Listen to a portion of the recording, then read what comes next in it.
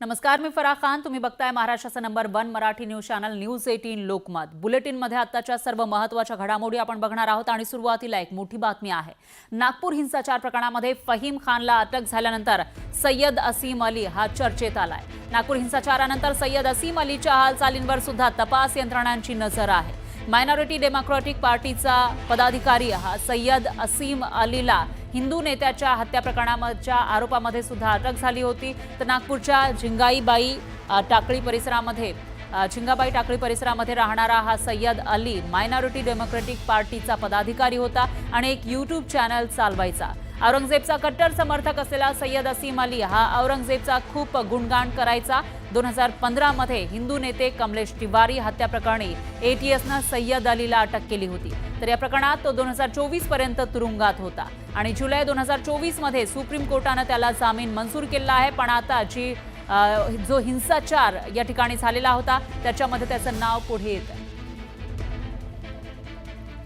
तर कोण आहे हा सय्यद असीम अली ते आपण बघूयात ग्राफिक्सच्या माध्यमातून, ज्याच्यावर तपास यंत्रणांची नजर आहे.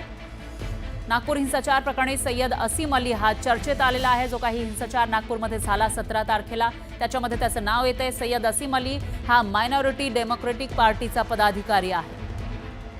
तर कमलेश तिवारी हत्या प्रकरणी सय्यद हा 2024 पर्यंत तुरुंगात होता. 2015ला त्याला अटक झालेली होती.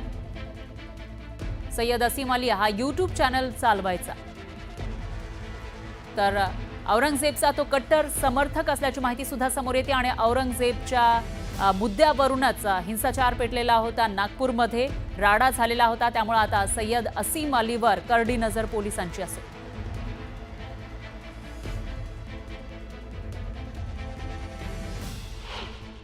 अभी तक वो 2-3 जगह पे दिखा है और उसकी मूवमेंट्स हैं काफ़ी सारी, उसकी हिस्ट्री भी देखी जा रही है, उसका क्या हिस्ट्री, ये सारी चीज़ें जो हैं एक पर्टिकुलर चीज़ की तरफ हमें लेके जा रही हैं और उसी हिसाब से हमारी इन्वेस्टिगेशन चालू है.